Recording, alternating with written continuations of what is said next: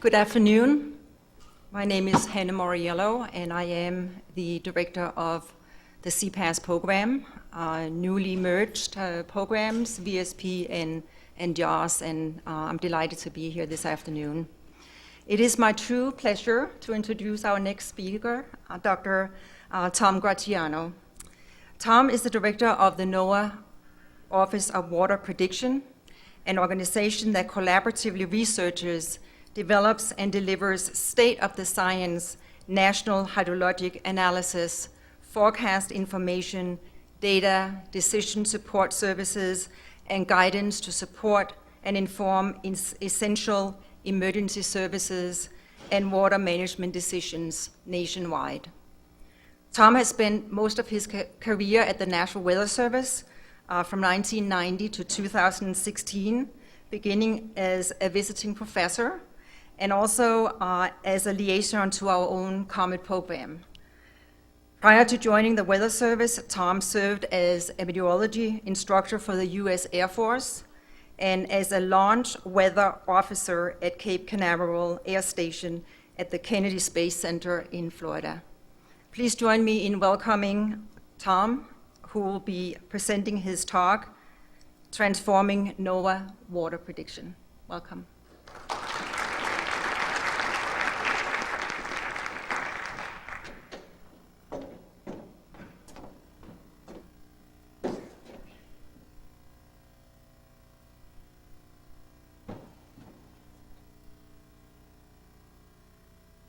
Good afternoon, and thank you for the opportunity to speak with you this afternoon. I'd like to thank you, Bill, very much for the invitation.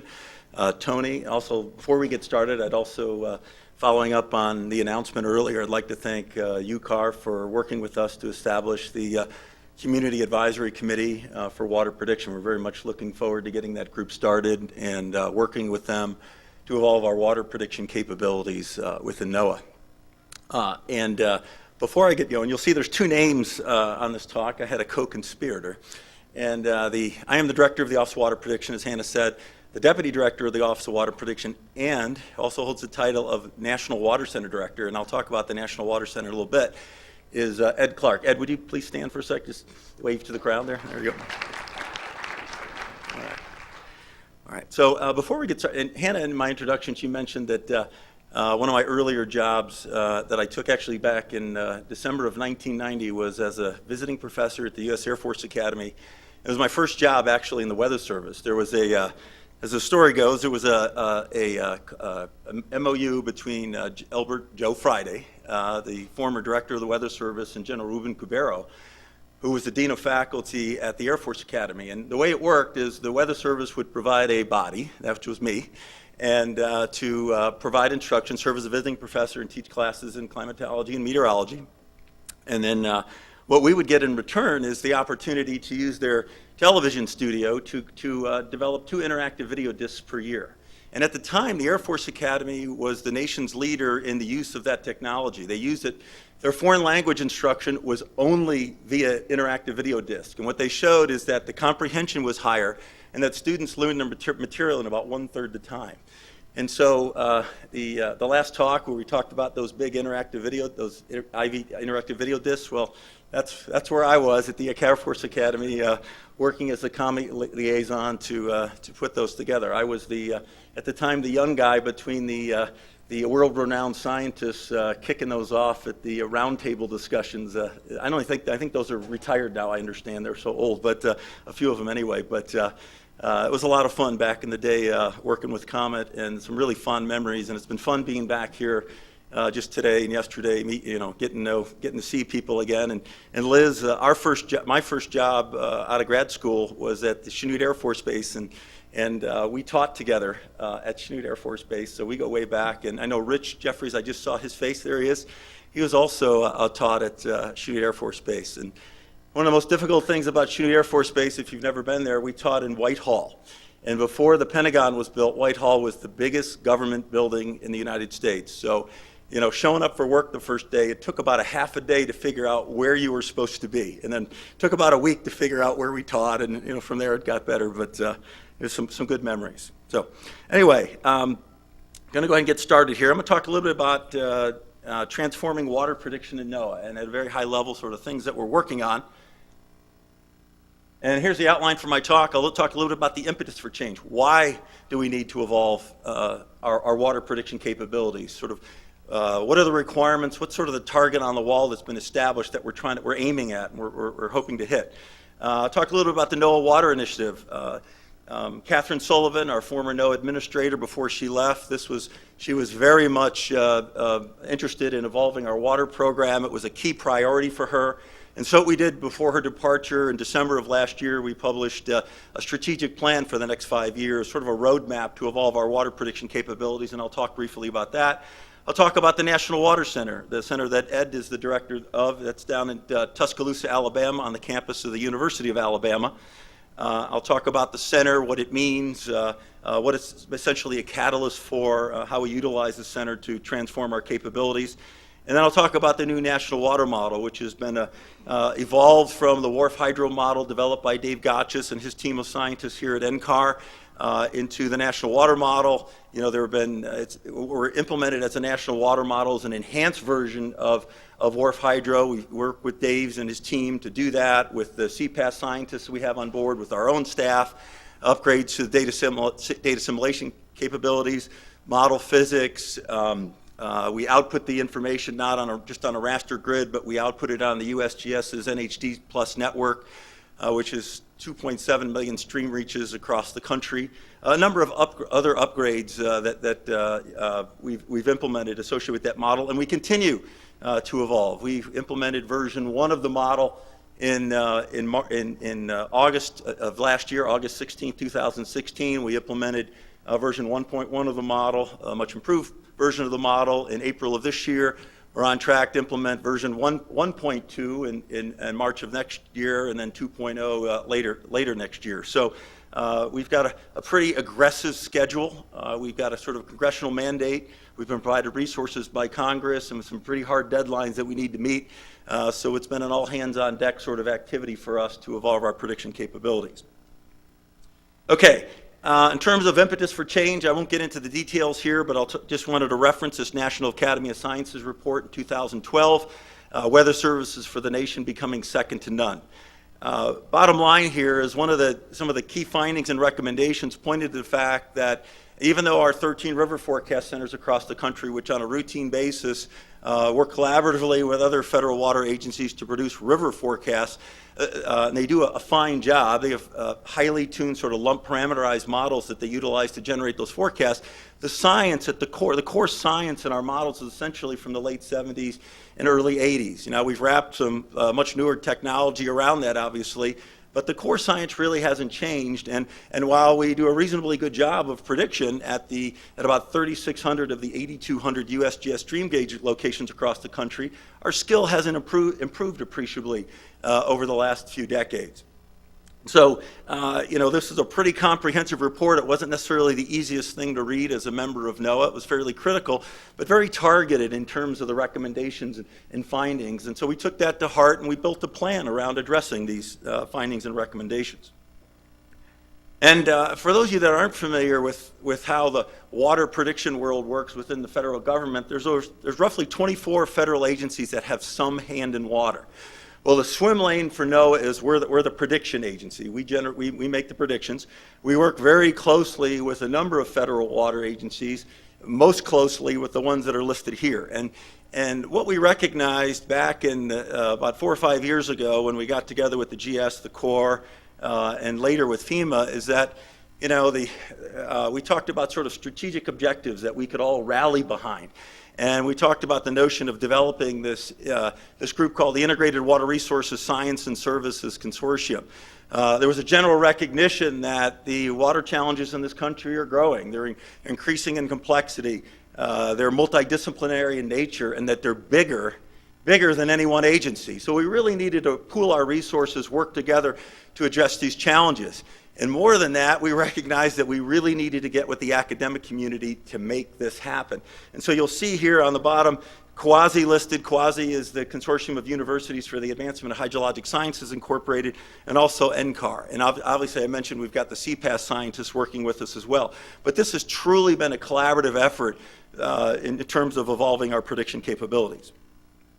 Okay, in terms of stakeholder needs, you know, before you embark on this sort of thing, you want to make sure that you really understand where you're headed. You need to understand clearly what the destination is. And so what we've done over the last 5 to 7 years is we've really gone out across the country and canvassed our stakeholder community.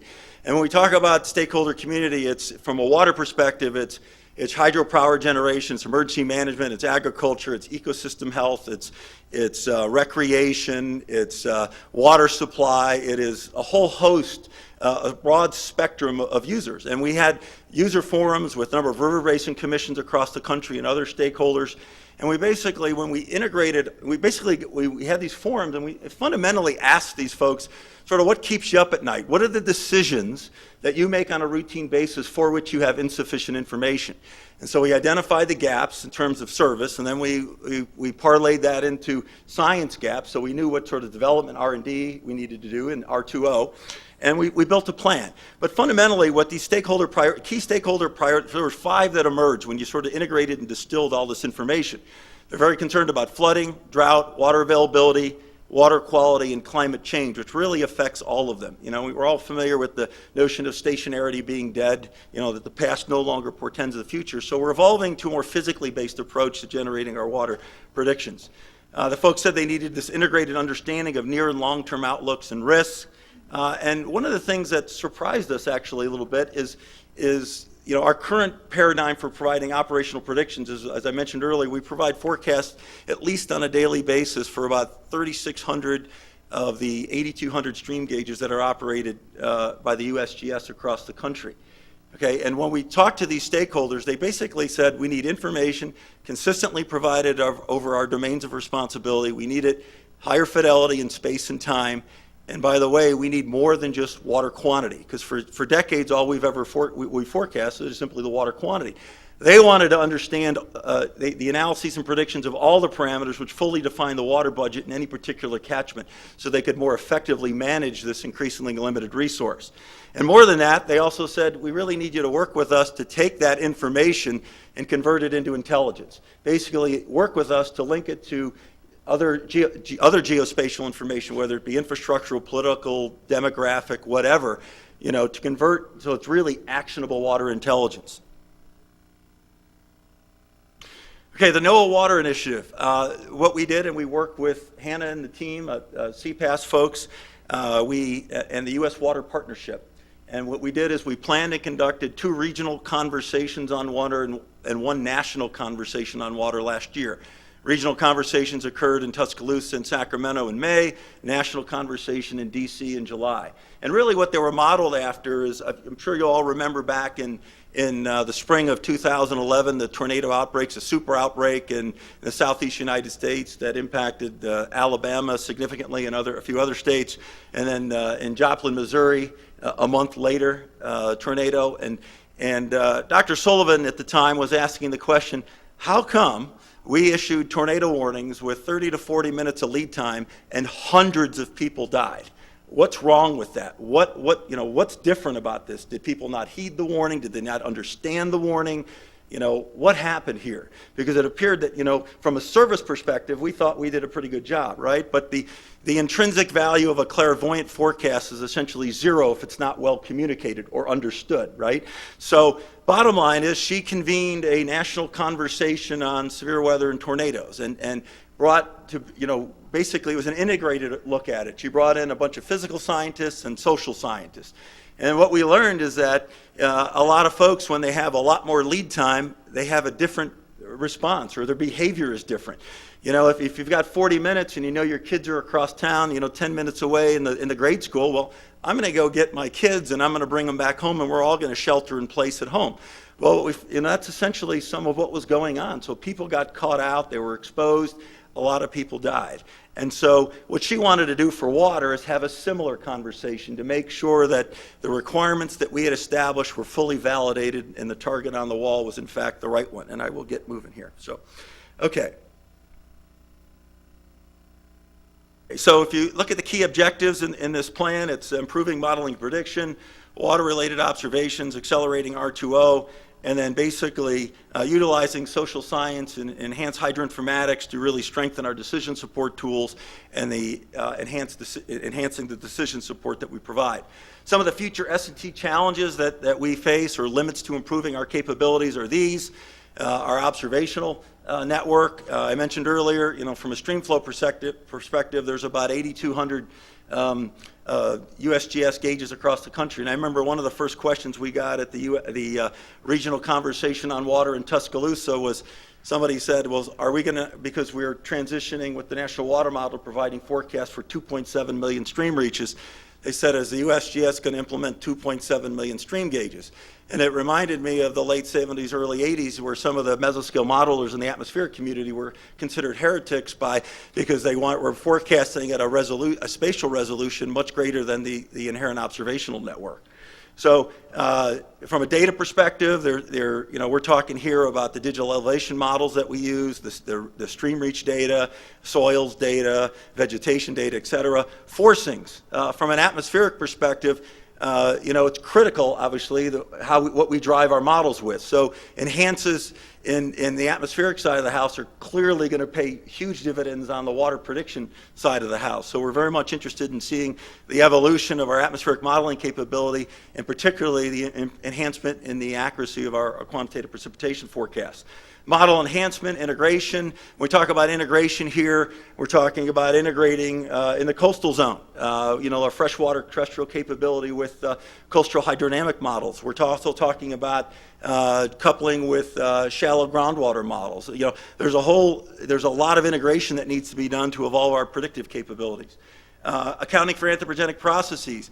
Unlike the atmosphere, we have humans which are doing things, basically interacting with our water, whether they, diversions, reservoir operation, et cetera, and which have a profound impact on our forecasts and therefore need to be accounted for. And that is a very, very challenging problem and one of the toughest sort of nuts that we have to crack.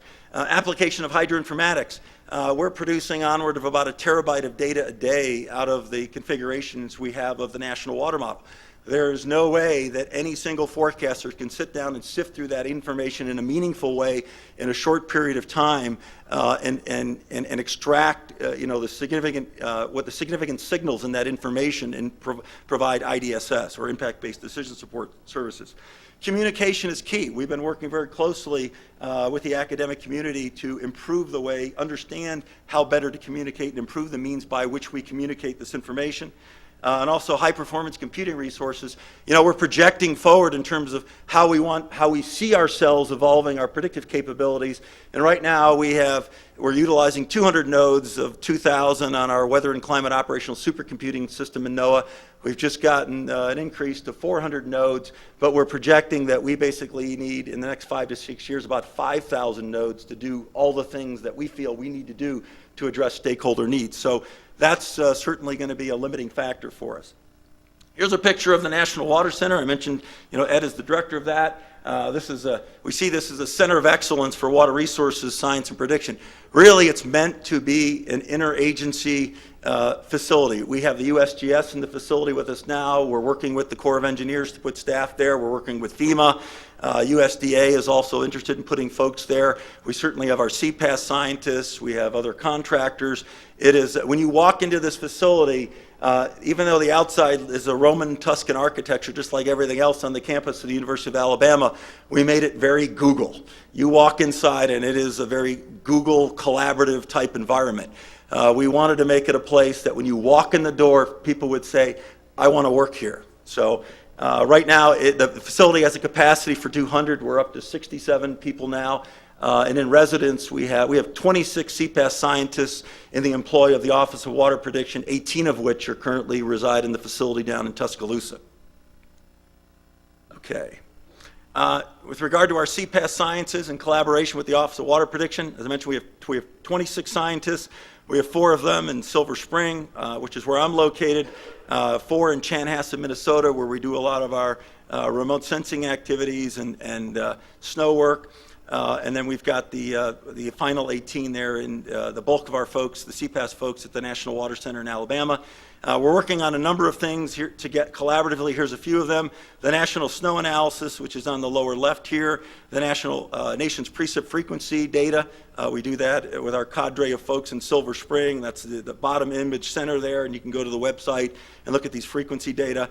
And then the National Water Model and the associated water resources, data, services, development, and evolution. The majority of which actually occurs at the Water Center in Tuscaloosa. And we also have a team of folks working in our geointelligence division that are CPAS scientists working on flood inundation mapping and other geospatial science applications.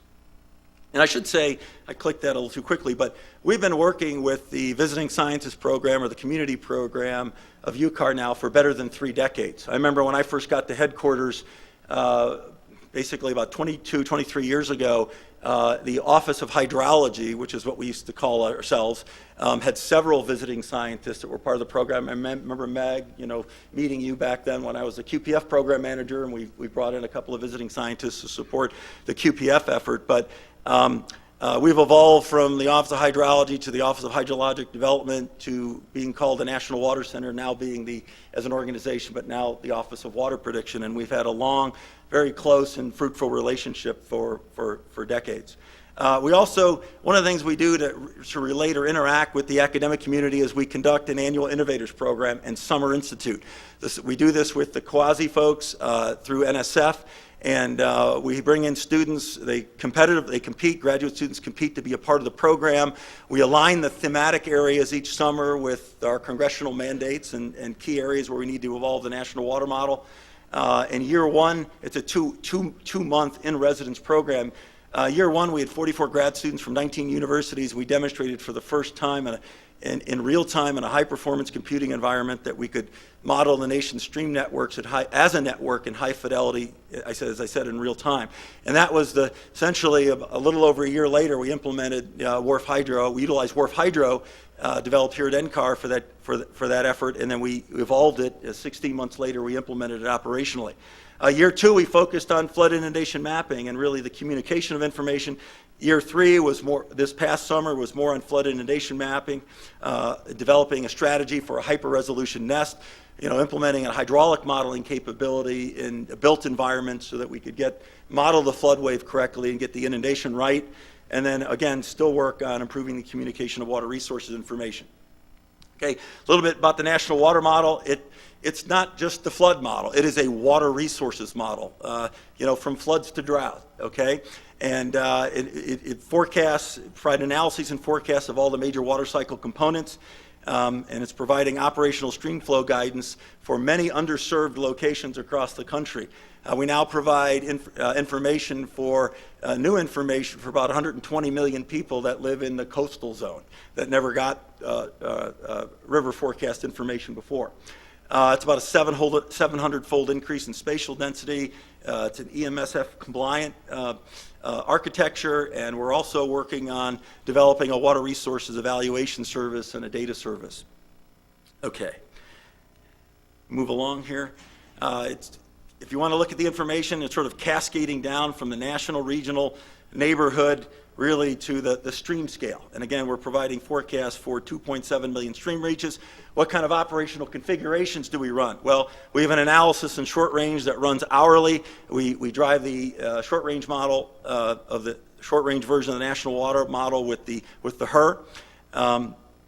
And we produce that on an hourly basis out through 18 hours. The medium range, we run 4 times a day out through 10 days, and we utilize a downscale GFS. And for the long range, it's a daily ensemble. 16 members, we go out 30 days, and we have a downscaled CFS. Okay, and there's just a couple of examples of graphics that our geointelligence group is developing. And again, there's CPAS folks, visiting scientists that are part of this, critical part of this team. And here's just for Hurricane Matthew, looking at the probability of a high flow condition based upon a time-lagged ensemble with the HER-driven short-range version of the National Water Model.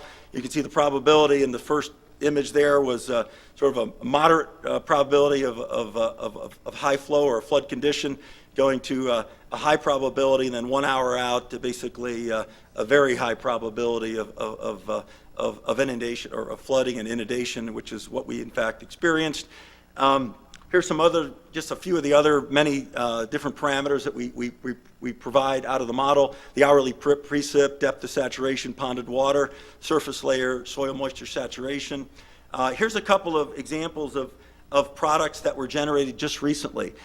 These are inundation graphics. So on the morning of the 27th of August, I was sitting at home in my family room, sipping a cup of coffee, and the phone rings, my cell phone rings, and it's Texas Department of Emergency Management. And they were basically said, they made a request. They said, we need the water center to activate because there's information that you can provide that we can't get elsewhere.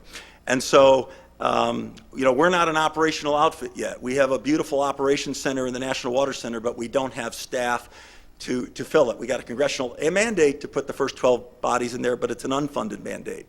And so we're in the process now of beginning to hire the first few people, but Ed was at charm school at the time at the Federal Executive Institute, and so I had a brief conversation with Ed. I called Louis Uccellini at home, woke him up, and basically said, Louis, got this call. They need our help. He simply said, can you help them? I said, we can help them. So we spent the next 25 hours straight through the night, our UCAR visiting scientists, contractors, FTEs, working through the night to create products for them. What they wanted were the product on the right here was one of the first, was at the top of their priority list, which was take the peak flow for Southeast Texas, take the peak flow in the next 5 days in every stream reach and map it for us. We want to know what the maximum aerial extent of inundation is. So they wanted to know where we were going to be dry. Because they wanted to pre-position people and resources to, effectively, respond to the response and recovery effort.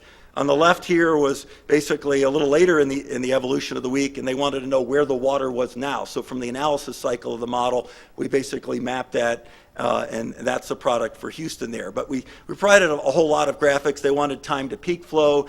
They wanted time to bank full. They wanted time, once we reach peak flow, they wanted to know time to recession to bank full.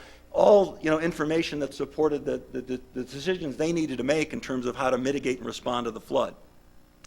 And here, I'll close with this. This is just an animation. This is the medium range version of the model. Basically, on the forecast is on the left, the analysis is on the right. The GFS did a pretty doggone good job.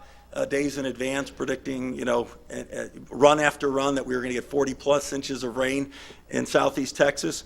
So the analysis here is on the right and the forecast is on the left. And basically what this shows is that the water model identified 10 days out sort of location, timing, intensity of the flooding. We knew that we were going to have a catastrophic event several days in advance, and so we sort of got our head in the game. Some of the flows with the model had a bit of a high bias. We receded a little bit too quickly. We're working with Dave and his team to correct those issues and moving forward. But a couple of areas where the model really shows a lot of utility is some of these longer range forecasts where our river forecast centers don't yet put that much QPF in their models, so we have a longer range look, essentially sort of the hydrologic manifestation of the GFS. And then in the very short range and on areas that are unregulated to deal with flash flood conditions, the model has proven to be a very good tool. So with that, I'll just summarize. We're evolving our water prediction capabilities, as I've mentioned. We're implementing a state-of-the-art technique, and we're working very closely with UCAR, the CPAS folks, the NCAR folks, and Quasi and our other partners to make that happen. We got a new organization called the Office of Water Prediction, a new facility called the National Water Center, and we are busy, but we are having a good time. This is a great challenge and a real opportunity now for us to sort of transform our water prediction capabilities. It's sort of a modernization of the Weather Service's water prediction capabilities like we had for modernization of our weather prediction capabilities in the 90s. So anyway, I'll leave it at that and take a question or two if you have one. Thank you.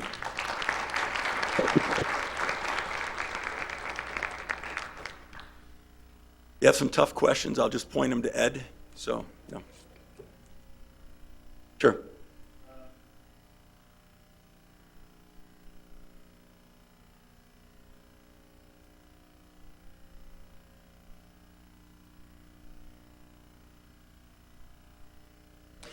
Well, there was an event, Ed, it was January of this year, the water model in the West Coast that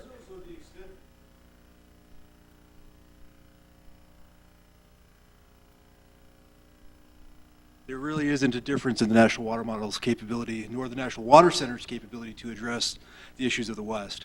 I spent 11 years at the Colorado Basin River Forecast Center, so I'm keenly attuned to the water supply issues that we face in the Colorado Basin on the Front Range. I recognize we're not in the Colorado Basin, but we are here clients of the Western Slope, as well as my family connections to California. So we're striving not only to address the humid regions of hydrology, but also the water resources components.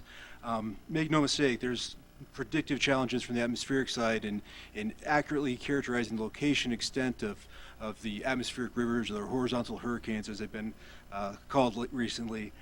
But the National Water Model, as Tom says, is a wonderful tool to translate those into the meaningful impacts. And as he alluded to, the Coyote Gulch the Coyote Gulch event in San Jose, which disrupted that community back in January, late January, early February, was very well characterized 4 or 5 days out in the same manner which we saw it finally occur. So it is a true national water model, and I will just close with this. It's not just the CONUS when we say national. So our efforts are to implement in Hawaii in 2018, Puerto Rico, if we can extend a hero shot to support that devastated community, and then Alaska as the hydrography information is developed for that portion. So this is truly a national system.